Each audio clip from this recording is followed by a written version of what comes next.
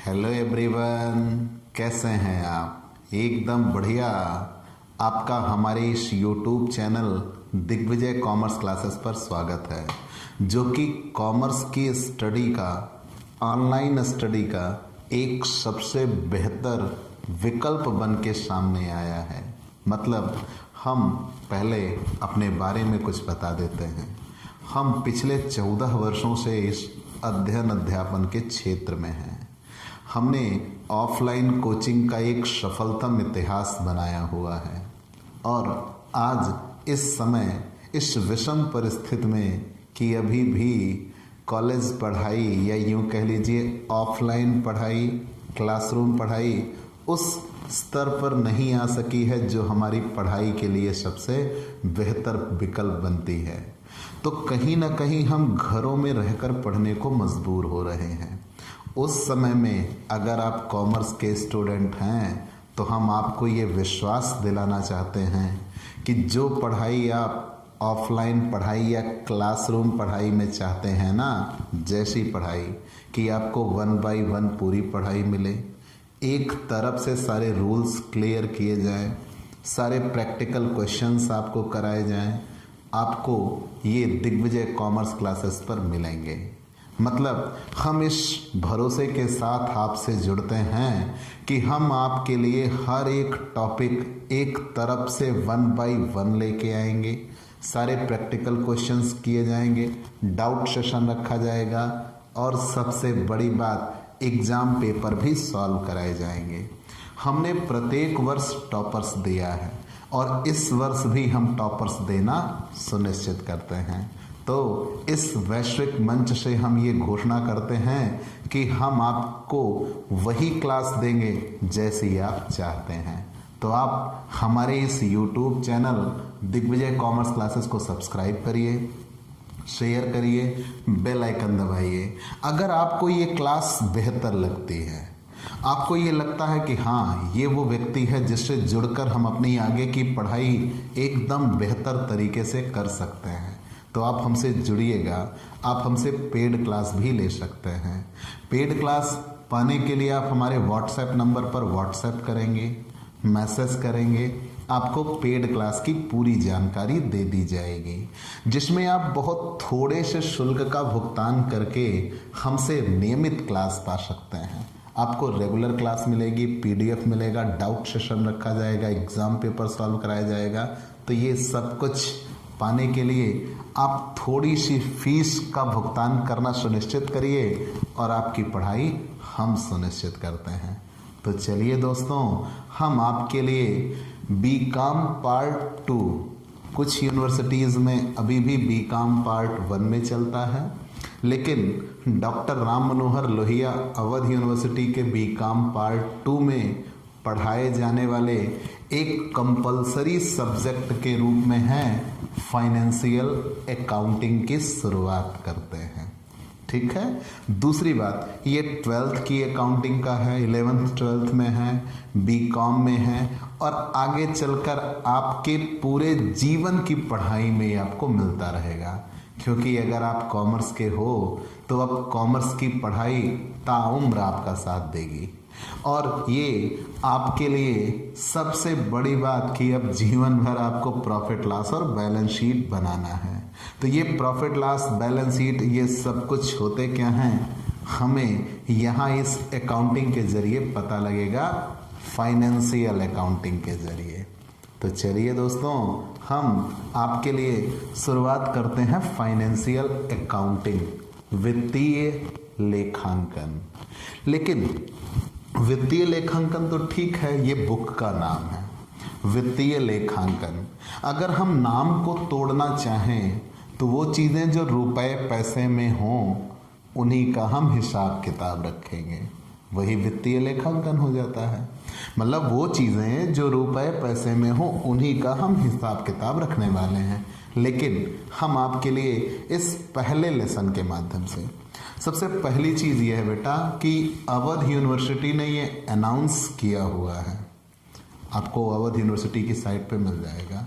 वहाँ पे ये अनाउंसमेंट है कि थ्योरी पोर्शन फाइनेंशियल अकाउंटिंग का हटा दिया गया है और उसके स्थान पे दोहरा लेखा प्रणाली के न्यूमेरिकल पोर्शन को जोड़ा गया है, मान लिया। लेकिन बिना कॉन्सेप्ट समझे हम आगे नहीं बढ़ सकते, ठीक है। यहीं से शुरुआत होती है। तो हम आपके लिए वो कॉन्सेप्ट, आप आज और कल की क्लास में आप वो कॉन्सेप्ट पाइएगा, उसके बाद हम न्यूमेरिकल पोर्शन की तरफ बढ़ चलेंगे, ठीक है। तो कहीं कोई दिक्कत नहीं है, अन्य अर्थों में इसको बिल्कुल नहीं लीजिएगा, मतलब ये एक बेस बनाने की क्लास है। तो हम आज पढ़ते हैं meaning and scope of accounting. Meaning and scope of accounting, ठीक है। तो अकाउंटिंग की मीनिंग है, मतलब ये अकाउंटिंग की आवश्यकता कहाँ पड़ी, क्यों हुआ, हम पहले इसको जानते हैं, ठीक है। अगर हम इसके बारे में जान लेंगे तो हम आपको अकाउंटिंग साइकिल समझाना शुरू कर देंगे, ठीक है। तो meaning and scope of accounting. तो चलिए दोस्तों, सबसे पहले आपके लिए हम इनकी ज़रूरतों के बारे में बताते हैं, ठीक है। कहाँ से इसकी आवश्यकता हुई, क्यों इसकी शुरुआत हुई, ये जानिएगा। सबसे पहले तो मनुष्य एक सामाजिक प्राणी है।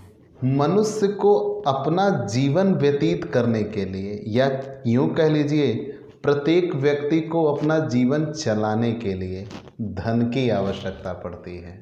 ध्यान देना, मैंने ये कहा कि मनुष्य एक सामाजिक प्राणी है और मनुष्य को अपना जीवन चलाने के लिए धन की आवश्यकता पड़ती है। हर कदम पर हमें धन की आवश्यकता है और धन को कमाने के लिए हमें कोई ना कोई आर्थिक क्रिया तो करनी ही पड़ती है। ध्यान देना, हमने क्या कहा, मनुष्य एक सामाजिक प्राणी है। मनुष्य को अपना जीवन व्यतीत करने के लिए कुछ ना कुछ तो आर्थिक क्रियाएं करनी ही पड़ेंगी।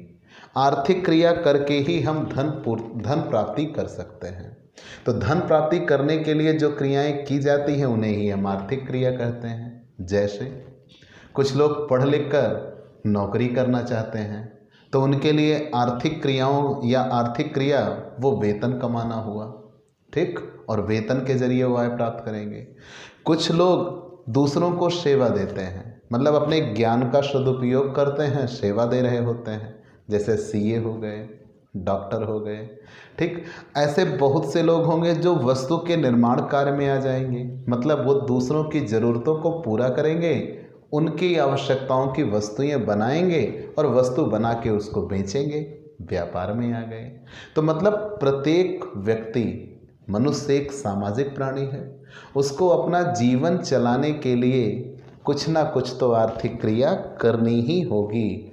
हर एक प्राणी वर्ग, डॉक्टर, वकील, इंजीनियर, अध्यापक, सबके द्वारा, व्यवसायी, पेशेवर व्यक्ति, सबके द्वारा कुछ ना कुछ आर्थिक क्रियाएं तो अवश्य ही की जाती हैं और सबके द्वारा अपना एक हिसाब किताब रखना होता है। जैसे एक वेतन पाने वाला व्यक्ति, वो भी सदैव अपना हिसाब किताब रखता है कि वो कितने पैसे कमा रहा है, एक निश्चित समय के बाद उसको कितने पैसे मिलेंगे और उसी के आधार पर वो अपने खर्चों को प्लान करता है।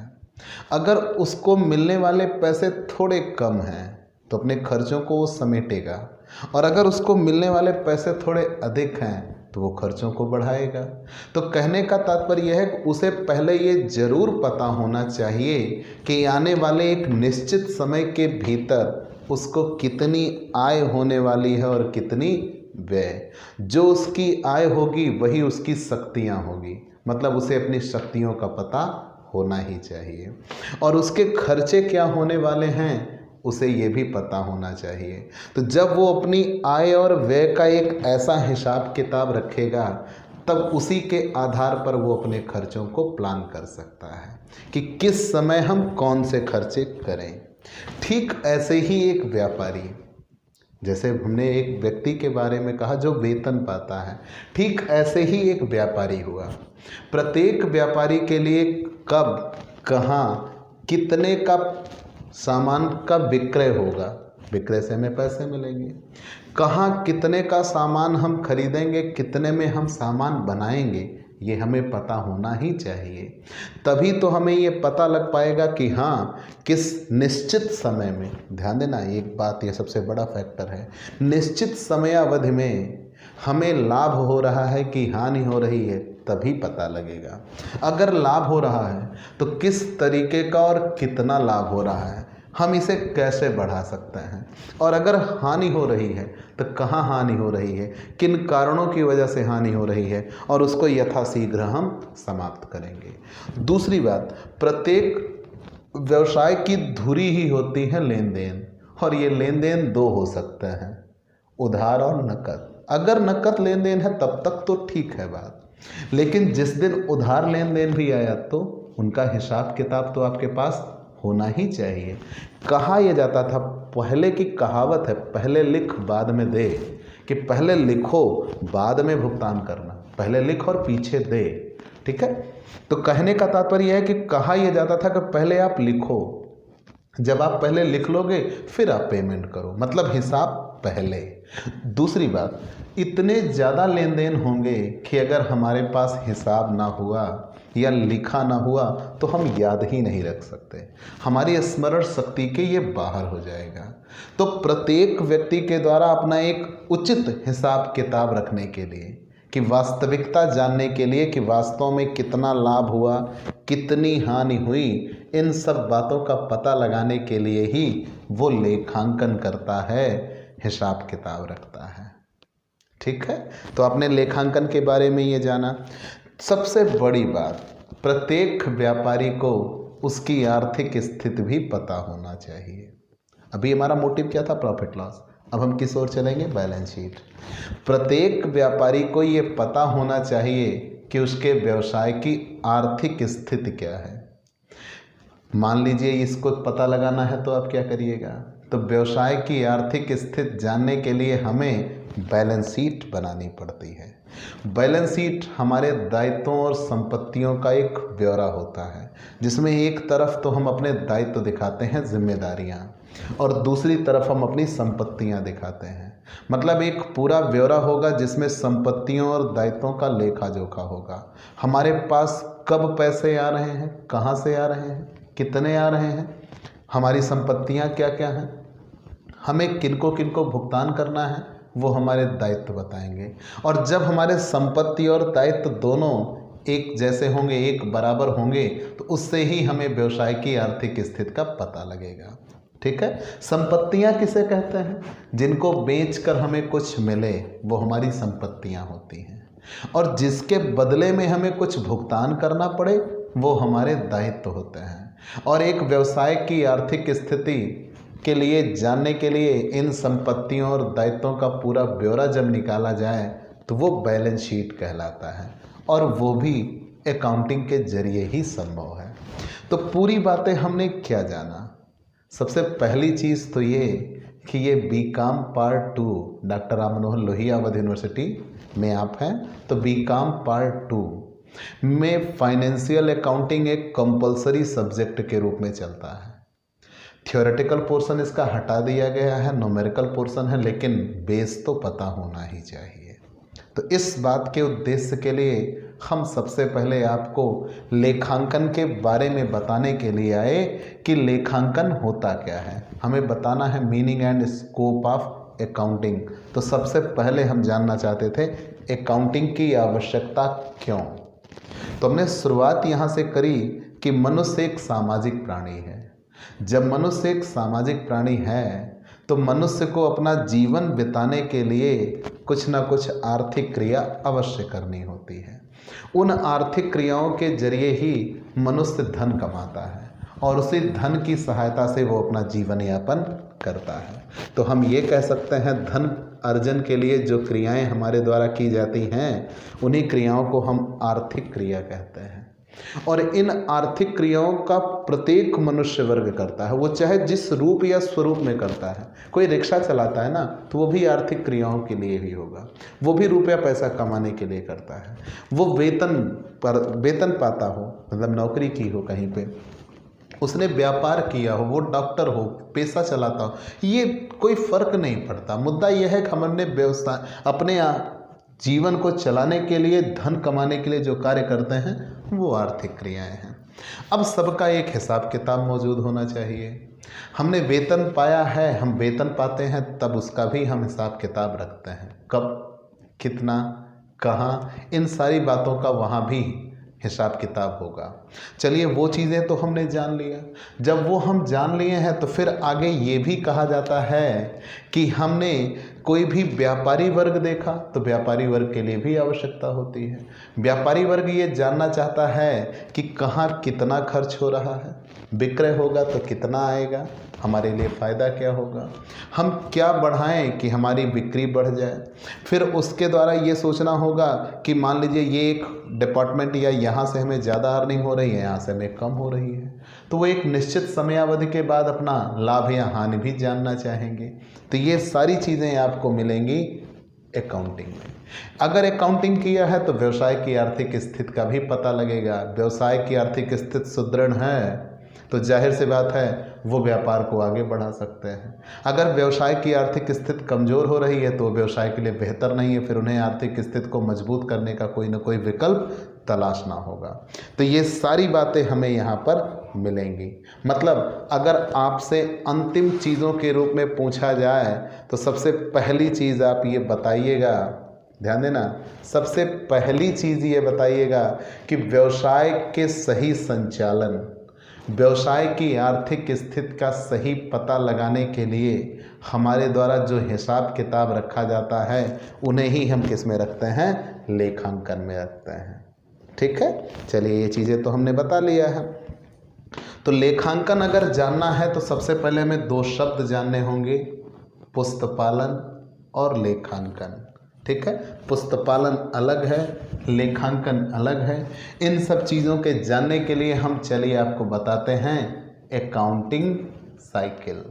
ठीक है, आइए अकाउंटिंग साइकिल, वहीं पे इन शब्दों का आपको जवाब मिल जाएगा।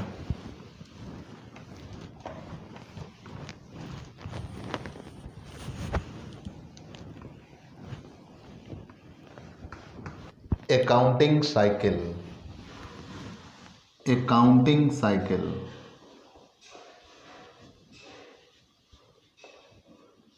हम पहले अकाउंटिंग साइकिल पढ़ते हैं। जब हम अकाउंटिंग साइकिल पढ़ चुके होंगे तो बिजनेस के बारे में और यूं कह लीजिए अकाउंटिंग के बारे में हमें बहुत सी जानकारी मिल जाएगी और यहीं से अकाउंटिंग शुरू होता है। कैसे, इधर देखिएगा। सबसे पहले एक बिजनेसमैन होगा। ये वो व्यक्ति होता है जिसके मस्तिष्क में किसी दूसरे के लिए सामान बनाने का विचार आएगा। वो दूसरों के लिए एक प्रोडक्ट बाजार में लेके आएगा, सामान बनाएगा, बेचेगा, लाभ कमाना मकसद होगा। तो सबसे पहले एक बिजनेसमैन, इसने बिजनेस की नींव डाली और बिजनेस की नींव डाल के ये अलग हो गया। कैसे, बिजनेसमैन के द्वारा किए गए काम के लिए बिजनेस और बिजनेस के द्वारा किए गए काम के लिए बिजनेसमैन जिम्मेदार नहीं होता। दोनों के लिए एक अलग अलग अवधारणा है, पृथक अस्तित्व की अवधारणा, सेपरेट एंटिटी। इनके द्वारा किए गए काम के लिए ये और इनके द्वारा किए गए काम के लिए ये जिम्मेदार नहीं होंगे। दोनों एक दूसरे से अलग अस्तित्व रखते हैं। तो इसीलिए हमने इनको एक कहीं किनारे स्थान दिया है। ये अकाउंटिंग साइकिल में कहीं कोई स्थान नहीं रखता। बिजनेस है तो बिजनेस में लेन देन होगा, जरूर होगा। वो लेन देन कम भी हो सकते हैं और वो लेन देन ज़्यादा भी हो सकता है। मतलब वही सौदा या व्यवहार जिन्हें हम लेन देन कहते हैं। ठीक है, तो व्यवसाय में अगर लेन देन ना हो तो आप सोचते चलिए, आपको छोटे शब्दों में बहुत थोड़े से अर्थों में सीखना है, फिर यहीं से टूट के वो अलग लेसन बन जाएंगे और जहाँ से अलग लेसन बन जाएंगे उनको हम आगे पढ़ेंगे। तो सबसे पहली बात ये जानिए, व्यवसाय कहते किसे हैं। तो व्यवसाय में हम किसी वस्तु का निर्माण करते हैं, सामान बनाते हैं, बेचते हैं और लाभ कमाना मकसद होता है। बिजनेसमैन कौन है? जो व्यवसाय की स्थापना करता है, जो व्यवसाय में पूंजी लगाता है, व्यवसाय को रन करता है। ये सब कुछ उसी के द्वारा किया जाएगा, लेकिन फिर भी वो व्यवसाय से अलग अस्तित्व रखेगा, क्योंकि व्यवसाय को एक अलग बॉडी माना जाता है और बिजनेसमैन को अलग। दोनों की सेपरेट एंटिटी होगी। इसीलिए हमने बिजनेसमैन को अकाउंटिंग साइकिल से अलग दिखा दिया। तो बिजनेसमैन, बिजनेस। अब बिजनेस में सबसे पहले ट्रांजैक्शन होगा। अगर ट्रांजैक्शन ना हो तो क्या बिजनेस का कोई अस्तित्व बचा? खत्म। मतलब बिजनेस ये कह दे कि हम बिजनेस हैं, हम किसी से ना तो भैया सामान खरीदेंगे ना ही बेचेंगे, मतलब वहाँ कोई ट्रांजैक्शन ना हो। तो जब वहाँ कोई ट्रांजैक्शन नहीं होता तो बिजनेस उसी जगह पे समाप्त हो जाता है। तो ये श्योर है अगर बिजनेस है तो ट्रांजैक्शन होगा। ट्रांजैक्शन कम भी हो सकते हैं और ट्रांजैक्शन ज़्यादा भी हो सकते हैं। जैसे एक छोटा उदाहरण, कोई जनरल बातें आप करते हो, मान लीजिए आप डे बाय डे कोई काम करते हो, तो उस डे बाय डे को कोई काम आप करते हो, मान लीजिए महीने 2 महीने में आपने एक बार किया, तो आप उसे याद रख सकते हो। ठीक, आपने अपने दोस्त को कोई सामान दिया होगा तो आप उसे याद रख सकते हो, ये श्योर है आप याद रख सकते हो क्योंकि आपने उसे कभी दिया होगा। ठीक वैसा ही आप किसी एक, मतलब उनकी फ्रीक्वेंसी क्या होती है, कम होती है, तो आप उन्हें याद रख सकते हो। लेकिन जब कोई काम आप निरंतर रूप से करते जा रहे हो तो जाहिर सी बात है उनकी फ्रीक्वेंसी ज़्यादा होगी। मैं एक उदाहरण देता हूँ। मान लीजिए आपका एक घर है और आपके पड़ोस में किसी के यहाँ आटा ख़त्म हो जाए, बहुत करीब का उदाहरण है, वो आपके यहाँ आटा मांगने के लिए आएगा, तो आप उसे आटा देते हो, श्योर है। तो जब आप उसे आटा देते हो तो आपने लिखा नहीं कहीं, ठीक है, आपने दे दिया। फिर क्या हुआ कि मान लीजिए उसके यहाँ उसका आटा नहीं आ पाया तो फिर से आपसे मांगने आएगा, फिर मांगने आए, तो आप क्या करोगे, लिखो इनका ज़रा, नहीं तो भूल जाएंगे। तो कंडीशन यह होती है कि जब हमने केवल सीमित लेन देन किया, लिमिटेड ट्रांजैक्शन हुए हैं। भाई ट्रांजैक्शन है क्या, ये श्योर है कि ट्रांजैक्शन होंगे, लेन देन होंगे। अगर व्यवसाय में लेन देन ना हो, सौदा ना हो, व्यवहार ना हो, तो व्यवसाय खत्म है। तो लेन देन के लिए ही तो व्यवसाय बनाया गया। तो ये बिजनेस है तो ट्रांजैक्शन होगा, श्योर है होगा। अब मुद्दा ये है कि ट्रांजैक्शन अगर है तो ट्रांजैक्शन कम भी हो सकते हैं और ट्रांजैक्शन ज़्यादा भी हो सकते हैं। और जो ये चीज़ें की जाती हैं वो पर्टिकुलर एक निश्चित पीरियड के लिए की जाती हैं। एक निश्चित समय बाद हमें ये जानना होता है कि व्यवसाय में हमें लाभ हो रहा है कि हानि हो रही है। तो जब पर्टिकुलर हमें एक निश्चित समय बाद ये जानना है तो उतने समय के बीच में ट्रांजैक्शन होते रहेंगे, कम या ज़्यादा होते रहेंगे। तो उन ट्रांजैक्शन को सबसे पहले हम क्या करेंगे, लिखेंगे। तो जैसे ही हम ट्रांजैक्शन को लिखते हैं वही क्या कहलाया, बुक कीपिंग। ठीक है, जैसे ही हमने ट्रांजैक्शन को लिखा उसे ही बुक कीपिंग कहते हैं, पुस्त पालन कहते हैं। ठीक, जैसे ही हमने ट्रांजैक्शन को लिखा पुस्त पालन कहलाया। अब यहाँ से एक डेफिनेशन बनेगी, यहाँ तक कहीं कोई दिक्कत, फिर से जान लीजिएगा। हम हैं अकाउंटिंग साइकिल पे, कह लीजिए लेखांकन चक्र। ये अकाउंटिंग साइकिल बनता कैसे है, तो मैंने सबसे पहले कहा बिजनेसमैन होगा। बिजनेसमैन वो व्यक्ति है जिसने व्यवसाय की नींव डाली, व्यवसाय स्टेबल किया और स्टेबल करने के बाद वो बिजनेस से अलग हो लिया। उसके द्वारा किए गए काम के लिए बिजनेस और बिजनेस के द्वारा किए गए काम के लिए बिजनेसमैन अब रिस्पॉन्सिबल नहीं होगा। दोनों की सेपरेट एंटिटी होती है, तो इसीलिए हमने उनको अलग स्थान दिया हुआ है। अब बिजनेस है तो बिजनेस में ट्रांजैक्शन होगा, श्योर है होगा। ट्रांजैक्शन कम भी हो सकते हैं और ट्रांजैक्शन ज़्यादा भी हो सकते हैं। अगर बिजनेस में ट्रांजैक्शन होगा तो उन ट्रांजैक्शन को सबसे पहले हम लिखेंगे। जैसे ही हमने ट्रांजैक्शन को लिखा वही ट्रांजैक्शन लिखना ही क्या कहलाया, बुक कीपिंग। श्लैक ने एक डेफिनेशन दी थी। किसने, श्लैक ने डेफिनेशन ये दिया, अब ये 2 नंबर का क्वेश्चन है, पुस्तपालन 10 नंबर में भी आता है, बुक कीपिंग, लेकिन आप जानते रहिए। श्लैक ने यह डेफिनेशन दिया कि आर्थिक लेन देनों को व्यापारिक बहियों में लिखना ही पुस्तपालन कहलाता है। मतलब जितने इकोनॉमिक ट्रांजैक्शन होंगे, जैसे ही हम उनको बिजनेस रजिस्टर में दिखाएंगे, आर्थिक लेन देनों को व्यापारिक बहियों में लिखना ही पुस्तपालन कहलाता है। मतलब जितने इकोनॉमिक ट्रांजैक्शन हैं, जैसे ही उनको हम बिजनेस रजिस्टर में लिखेंगे पुस्तपालन कहलाएगा। तोड़ के आप बताइए, 2 शब्दों से मिलकर बना है बुक और कीपिंग। बुक मतलब तो पुस्तक हो गई और कीपिंग मतलब रखना। तो ये नहीं कि पुस्तक रखना कि पुस्तक को समेट के अलमारी में रख दिया ना, पुस्तकों को रखना मतलब ये है बिजनेस से रिलेटेड जितने ट्रांजैक्शन हुए उनकी पुस्तक रखी जाएगी। मतलब जितने भी ट्रांजैक्शन हुए हैं उनका एक रिकॉर्ड रखा जाएगा, उसे ही बुक कीपिंग कहते हैं। ठीक है, तो पुस्तकों को रखना मतलब बिजनेस से रिलेटेड जितने ट्रांजैक्शन हुए हैं उन ट्रांजैक्शनों का एक पूरा डेट वाइज रिकॉर्ड होगा, उसे ही हम बुक कीपिंग कहते हैं। ये प्रारंभिक प्रविष्टियां होती हैं। आप ऐसा भी कह सकते हो कि जो दिन प्रतिदिन के लेन देन होते हैं उन लेन देनों को याददाश्त रखने के लिए, स्मरण के लिए, फॉर रिस्पॉन्डिंग कह लीजिए, हम एक जगह लिख देते हैं। इनका उद्देश्य ये नहीं है कि हम इससे प्रॉफिट लॉस का पता लगा पाएँ, सिर्फ इनका उद्देश्य होता है फॉर रिमेंबरिंग कि हाँ ये ट्रांजैक्शन हुआ है। तो जब उनको हम लिख देते हैं इससे किसी व्यावसायिक उद्देश्य की पूर्ति नहीं होती, उन्हें ही हम बुक कीपिंग कहते हैं। ठीक है, तो अगर आपसे कोई पूछे कि बुक कीपिंग किसे कहते हैं तो आप बताइएगा, दो शब्दों से मिलकर बना है, बुक और कीपिंग।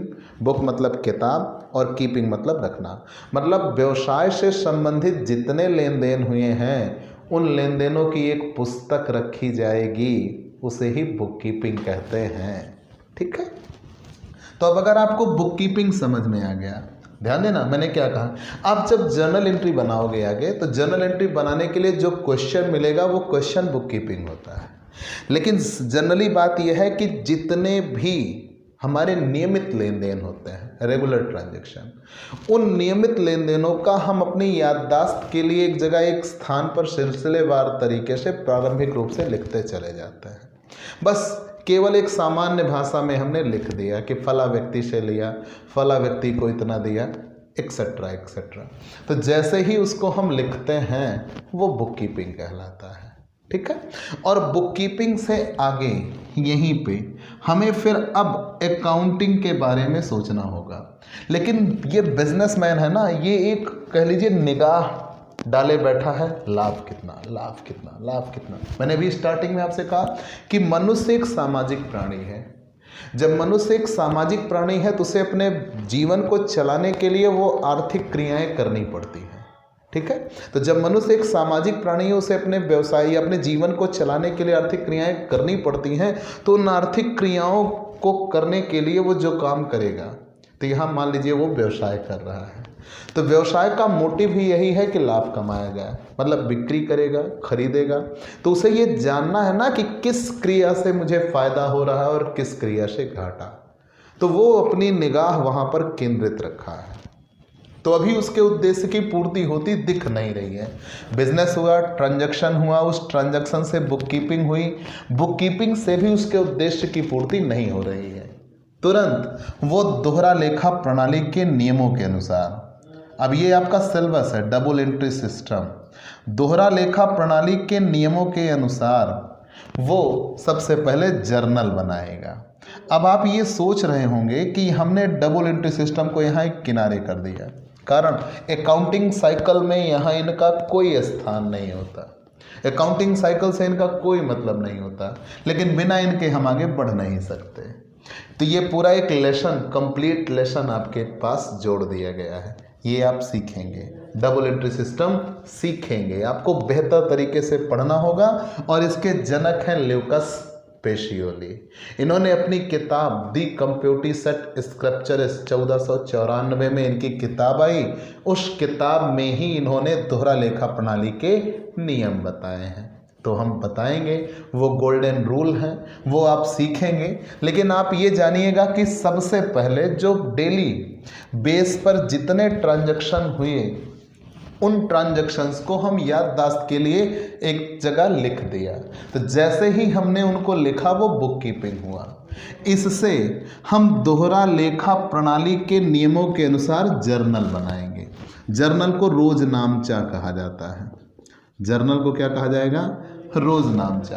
कारण इससे व्यवसाय के किसी भी उद्देश्य की पूर्ति नहीं हो रही।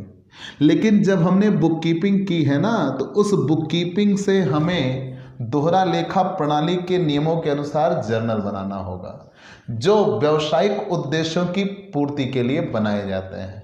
या आप यूं कह लीजिए कि जितने भी डेली ट्रांजैक्शन हुए हैं अकाउंटिंग के रूल्स के अकॉर्डिंग हम उनको लिखते हैं। तो जब उनका हम अकाउंटिंग ट्रीटमेंट करते हैं तो वही क्या कहलाता है, जर्नल। आप ऐसे भी कह सकते हो जर्नल। जर्नल शब्द की उत्पत्ति जौर, JOUR, जर्नल शब्द की उत्पत्ति जौर शब्द से हुई है जिसका अर्थ होता है डेली, प्रतिदिन। मतलब प्रतिदिन के जितने भी लेन देन हैं, वो लेन देन तो बुक कीपिंग में दिखे थे, उन लेन देनों से दोहरा लेखा प्रणाली के नियमों के अनुसार जब उसका हम लेखा करते हैं वही क्या कहलाएगा, जर्नल कहलाएगा। और ये जितने भी लेन देन हुए हैं सबकी हमें जर्नल बनानी होगी। ठीक है, इतना समझ में आ चुका है। ध्यान देना, हमें ये चीज़ें करनी क्यों हैं। अकाउंटिंग हमारा टॉपिक ही है, अकाउंटिंग साइकिल। हमने अकाउंटिंग के बारे में ही शुरुआत करी।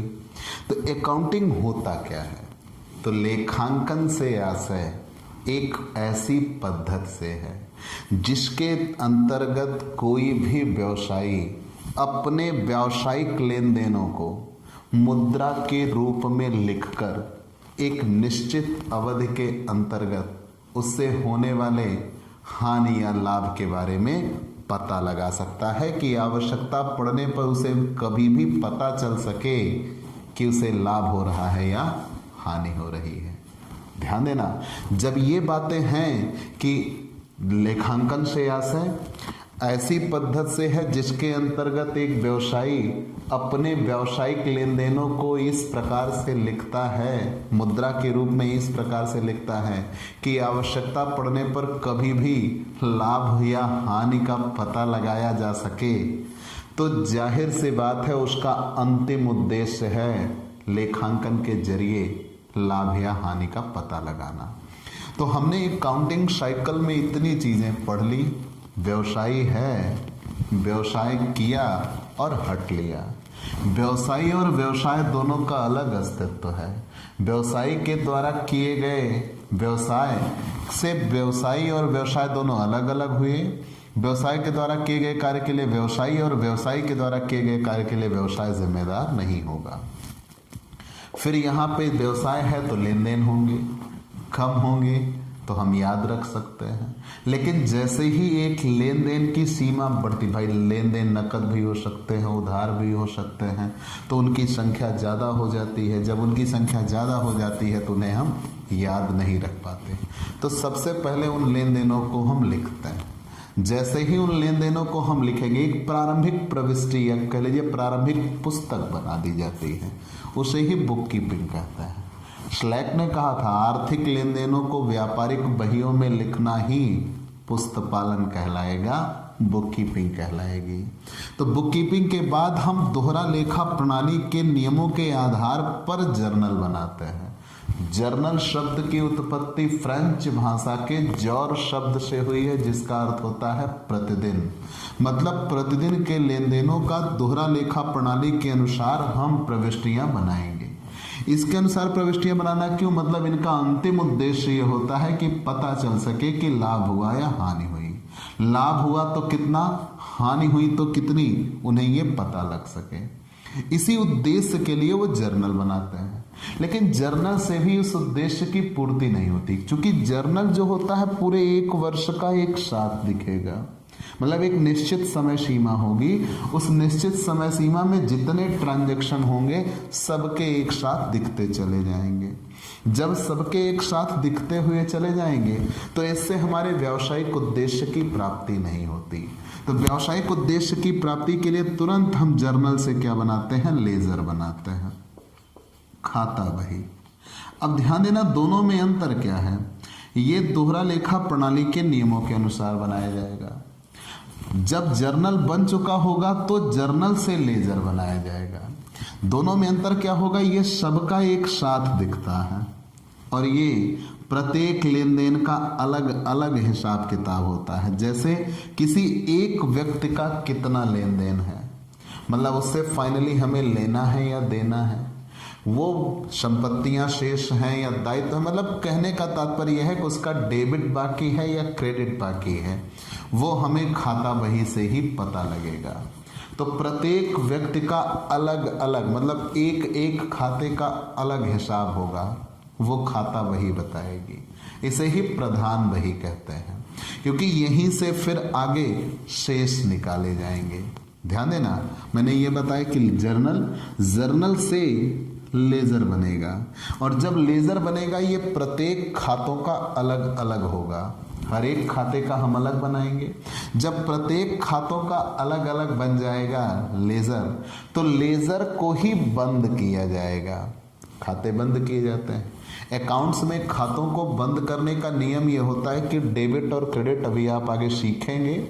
जब डेबिट और क्रेडिट दो चीजें मिल जाएंगी तो दोनों में जिस भी तरफ का जोड़ ज्यादा होता है वही जोड़ दोनों तरफ लिख दिया जाएगा, और दोनों तरफ का जोड़ लिख देने के बाद हम घटा देते हैं। जिस भी तरफ कम आ रहा था वही उस तरफ बैलेंस लिख दिया जाता है।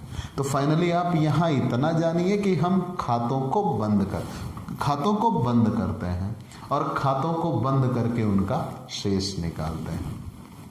ये सबका एक साथ दिखेगा, और ये सारे खातों का अलग अलग, जैसे राम का अलग, श्याम का अलग, कैश अलग, फर्नीचर अलग, परचेज अलग, सेल अलग, मतलब सबका अलग अलग बनाया जाता है। फिर खाते बंद करके उनका शेष निकाला जाता है, और खातों को बंद करके जब हम उनका शेष निकाल चुके होते हैं, यहीं पे पुस्तपालन समाप्त होता है। मतलब यहां तक बुक कीपिंग ही आता है। तो अगर आपसे कोई पूछे कि बुक कीपिंग कहाँ तक है, तो आप बताइएगा जब हम सबसे पहले व्यवसाय में लेन देन हुआ, उस लेन देन को जैसे ही हमने लिखा बुक कीपिंग, दोहरा लेखा प्रणाली के नियमों के अनुसार हम उससे क्या बनाएंगे, जर्नल। और जब जर्नल बन चुका होगा तो उससे हमें क्या बनाना होगा, लेजर। ये प्रत्येक का अलग अलग हिसाब बताता है, प्रत्येक का अलग अलग, हर एक खाते का अलग अलग हम हिसाब निकालते हैं। और जब लेजर बन जाएगा तो लेजर बन जाने के बाद हम खाते बंद करेंगे, और खाते बंद करके हम उनका शेष निकालेंगे। जब हम उनका शेष निकालेंगे तो यहां तक बुक कीपिंग आता है। अब यहीं से हमारे अकाउंटिंग के उद्देश्य की पूर्ति होगी।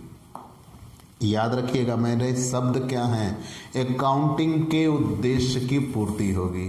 और अकाउंटिंग का उद्देश्य होता है लाभ या हानि का पता लगाना और व्यवसाय की आर्थिक स्थिति जानना। तो जब व्यवसाय का ये अंतिम उद्देश्य है तो बिना पुस्तपालन हुए लेखांकन नहीं होगा। तो मतलब हमें अकाउंटिंग वर्क करना है, और अकाउंटिंग वर्क ही ये होता है कि पता लग सके कि प्रॉफिट है या लॉस, और व्यवसाय की इकोनॉमिक पोजीशन क्या है। मतलब अगर आपसे कोई पूछ बैठे कि लेखांकन में क्या आता है, तो सिर्फ आप ये बताइएगा प्रॉफिट लॉस और बैलेंस शीट। प्रॉफिट लॉस ये बताता है कि एक निर्धारित अवधि में, एक निश्चित अवधि में व्यवसाय ने लाभ कमाया या हानि उठाई। और आर्थिक स्थिति क्या बताती है, बैलेंस शीट ये बताती है कि व्यवसाय की आर्थिक स्थिति क्या है, उसके पास संपत्तियां कितनी हैं और दायित्व कितने हैं। और इन बातों का पता लगाने के लिए ही लेखांकन किया जाता है। तो अब इसके बाद हम लेखांकन के लिए आगे बढ़ेंगे। मतलब वास्तव में पुस्तपालन लेखांकन का प्रारंभिक कार्य होता है। ठीक है, वास्तव में पुस्तपालन लेखांकन का प्रारंभिक कार्य होता है। मतलब this is the prelim work of accounting. अब यहीं से अकाउंटिंग की शुरुआत होगी। अब जब यहां से अकाउंटिंग की शुरुआत होगी तो क्या हमें पीछे एक पल नजर नहीं दौड़ा लेना चाहिए कि कहीं हमसे कोई गलती तो नहीं हो गई। यहां आप कठिनाई नहीं मानिएगा, यहां नहीं। खातों को बंद करके उनका शेष निकालना, यहां तक खातों को बंद करके उनका शेष निकालना तक क्या आता है, बुक कीपिंग। ठीक है, तो अब क्या हमें एक नजर ये नहीं दौड़ा लेनी चाहिए कि क्या हमने पीछे कहीं कोई गलती तो नहीं कर दी। तो जब हमें यहाँ एक नजर ये दौड़ा लेनी चाहिए तो सबसे पहले हम पीछे जो कुछ कर चुके हैं उस पर एक नजर डालना चाहेंगे कि कहीं हमसे कोई त्रुटि तो नहीं हुई। मतलब हम डबल श्योर होना चाहेंगे। तो लेखों की सत्यता या शुद्धता की जांच के लिए हम ट्रायल बैलेंस बनाते हैं। हमने क्या कहा, लेखों की सत्यता या शुद्धता की जांच के लिए हम क्या बनाते हैं, ट्रायल बैलेंस बनाते हैं, तलपट। मतलब ये प्रत्येक लेन देन जो हुए उन लेन देनों को लिखा गया, दोहरा लेखा प्रणाली के अनुसार उनका जर्नल बनाया गया। दोहरा लेखा प्रणाली होती क्या है आगे आप सीखेंगे, लेकिन आप ये जानते रहिए कि कोई भी लेन देन होगा, उस लेन देन से दो पक्ष प्रभावित होंगे। एक ऋणी होता है तो दूसरा धनी होता है। जो पक्ष ऋणी होगा उसे डेबिट कहते हैं और जो धनी होगा उसे क्रेडिट कहते हैं। मतलब एक पक्ष डेबिट होगा, दूसरा पक्ष क्रेडिट होगा। तो जब एक पक्ष डेबिट होगा, दूसरा पक्ष क्रेडिट होगा, तो दोनों पक्ष तो बराबर होने चाहिए, क्योंकि एक लेन देन के परिणाम स्वरूप एक पक्ष डेबिट हो रहा है, ठीक उसी से दूसरा पक्ष क्रेडिट होता है, तो दोनों पक्ष बराबर होने चाहिए। तो जब दोनों पक्षों के जोड़ बराबर होंगे तो हम ये मानेंगे हाँ हमसे पीछे कहीं कोई गलती नहीं हुई। तो लेखों की सत्यता या शुद्धता की जांच के लिए हम क्या बनाएंगे, ट्रायल बैलेंस, तलपट। अब आगे और भी क्वेश्चन पढ़ेंगे। क्या तलपट मिल जाए तो लेखों की शुद्धता का यह अंतिम प्रमाण हो गया? नहीं। हम नियम ये पढ़ेंगे कि कभी कभी ऐसे भी हालात बनते हैं कि तलपट के दोनों पक्षों का जोड़ बराबर हो जाता है, फिर भी लेखों में अशुद्धियां बनी रहती हैं। वो सब आगे सीखेंगे, अभी तो सिर्फ आपको नाम जानना है। तो तलपट, और जब तलपट मिल जाएगा तब हम ये तलपट बनाएंगे किससे, यहाँ जो हमने खाता बंद किया होगा, खाता बंद करके हम उसका शेष निकाले होंगे, उस निकाले गए शेष से ही तलपट बनाया जाता है। कोई बैलेंस डेबिट रहा होगा, कोई बैलेंस क्रेडिट रहा होगा, डेबिट का बैलेंस डेबिट में, क्रेडिट का बैलेंस क्रेडिट में, और दोनों पक्ष बराबर आने चाहिए, तलपट हो गया। फिर यही जो यहाँ से ये बनाना कंपलसरी नहीं है। अगर हम ये सोचते हैं कि नहीं हमसे कहीं कोई गलती नहीं हुई है तो हम तलपट नहीं बनाएंगे, कंपलसरी नहीं है। इसके आगे हम बढ़ते हैं प्रॉफिट एंड लॉस पर, लाभ हानि खाता, वो भी यहीं से जो शेष निकाले गए हैं उससे बनाया जाता है। तो एक निश्चित अवधि के अंत में ये व्यावसायिक परिणाम जानने के लिए बनाए जाते हैं कि एक निश्चित अवधि के अंत में व्यवसाय ने लाभ कमाया या हानि उठाई। तो जब एक निश्चित अवधि के अंत में ये एक व्यावसायिक परिणाम जानना चाहते हैं, उसी लिए क्या बनाया जाएगा, प्रॉफिट एंड लॉस बनाया जाता है। ठीक, पहले हम ट्रेडिंग बनाते हैं। जब ट्रेडिंग बनाएंगे तो उसका एकमात्र मकसद होगा सकल लाभ या सकल हानि का पता लगाना। फिर हम पीएल बनाते हैं तो उससे हमें शुद्ध लाभ या शुद्ध हानि का पता लगता है।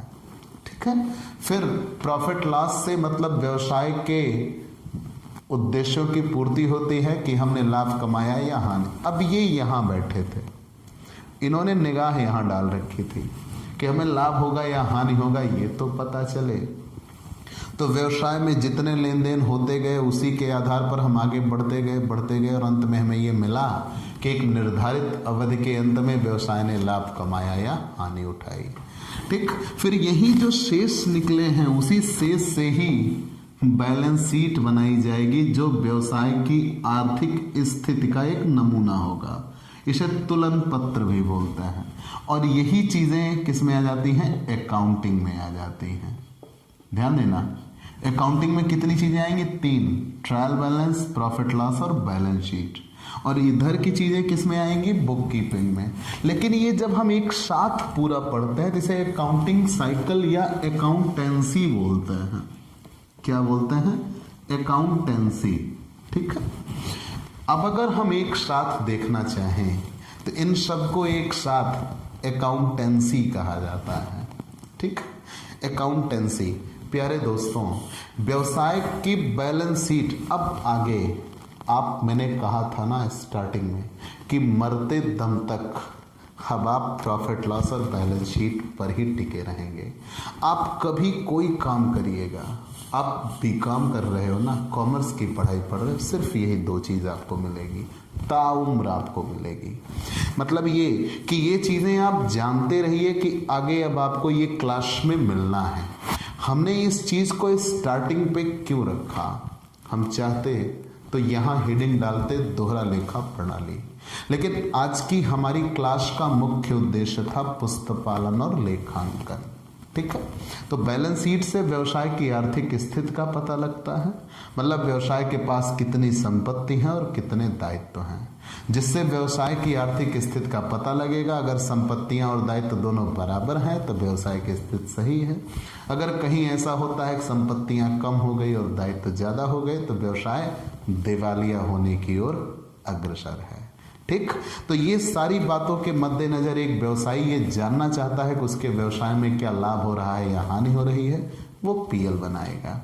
ठीक, तो आज का आपका क्लास पुस्तक पालन किसे कहेंगे, दो शब्दों से मिलकर बना है, बुक और कीपिंग।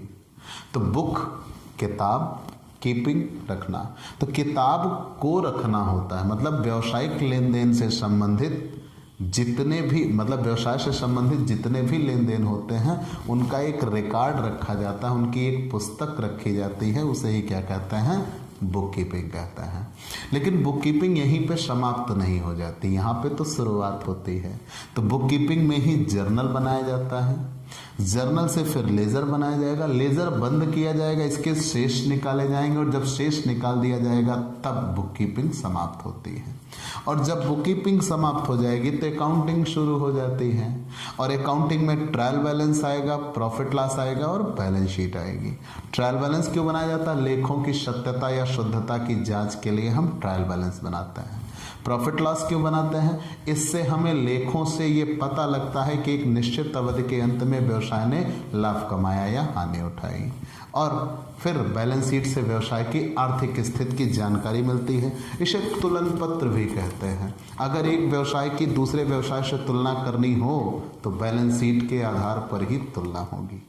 ठीक है, तो ये चीजें तो आपने जान लिया। पहली और सबसे इम्पोर्टेंट बात, आपको इस पूरे बुक में आपको एक इंट्रोडक्शन भी लेना चाहिए, आपको क्या पढ़ना है, कितना पढ़ना है। ठीक है, तो जब आपको यहाँ इंट्रोडक्शन मिल जाएगा तो आपके लिए बेहतर स्थिति होगी। ठीक है, तो चलिए हम आपको इसमें एक इंट्रोडक्शन देते हैं।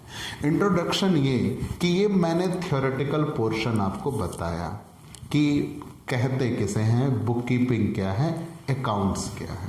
ठीक है, इसके बाद आपको आगे रॉयल्टी पढ़ना होगा, लेकिन वो तो थोड़े बाद में। चलिए पहले अभी हम व्यावसायिक लेन देनों का लेखा पढ़ेंगे, अकाउंटिंग ट्रांजैक्शंस। तो जब अकाउंटिंग ट्रांजैक्शन हम पढ़ लेंगे, व्यावसायिक लेन देन, accounting treatment of business transaction, फिर उसके बाद हम आएंगे रॉयल्टी पढ़ेंगे। लेकिन अकाउंटिंग ट्रीटमेंट में ही हमें पढ़ना होगा जर्नल, लेजर, ट्रायल बैलेंस, ये सारी चीज़ों की हमें गहन जानकारी लेनी होगी।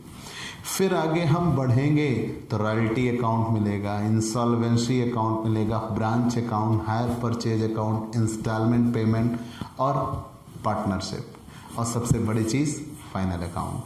तो ये सारी चीज़ें हमें पढ़नी हैं, तो आप हमसे जुड़े रहिए। आप अपने इस YouTube चैनल के माध्यम से आपको निश्चित तौर पर डेली क्लासेस मिलेंगी, सबसे बेहतर क्लासेस मिलेंगी। तो आप अपने इस YouTube चैनल पर बने रहिए। हम अगली क्लास आपके लिए कुछ समेटने का प्रयास करेंगे। मैंने ये कहा ना कि आपको ये ज़्यादा नहीं जानना, क्योंकि अब ये रूल्स लिख के आ रहे हैं, अवध यूनिवर्सिटी ने अनाउंस किया हुआ है कि हम न्यूमेरिकल पोर्शन ही सबमिट करेंगे। तो जाहिर सी बात है थ्योरेटिकल चीज़ें एग्ज़ाम में नहीं आने जा रही, लेकिन जानना होगा आपको। आगे कॉमर्स आपका एक सब्जेक्ट है, तो जाहिर सी बात है आपको ये चीज़ें पता होनी चाहिए। ठीक है, तो प्यारे दोस्तों, आपको ये क्लास कैसी लगी हमें ज़रूर बताइएगा। आपके लाइक और कमेंट का इंतज़ार रहेगा। और आप हमसे चाहें तो पेड क्लास ले सकते हैं। पेड क्लास पाने के लिए आप हमारे व्हाट्सएप नंबर 9984358237 पर व्हाट्सएप करिए, मैसेज करिए। आपको पेड क्लास की पूरी जानकारी दे दी जाएगी, जिसमें आप बहुत थोड़े से शुल्क का भुगतान करेंगे और आपको एक निश्चित क्लास, नियमित क्लास मिलेगी। PDF मिलेगा, डाउट सेशन रखा जाएगा, एग्ज़ाम पेपर सॉल्व कराए जाएंगे। तो ये सब कुछ आपको इस दिग्विजय कॉमर्स क्लासेस पर मिल सकता है। तो आप हमारे इस YouTube channel Digvijay commerce classes को सब्सक्राइब करिए, शेयर करिए, बेल आइकन दबाइए। तो आज की क्लास में इतना ही। चलते हैं दोस्तों, बाय बाय दोस्तों।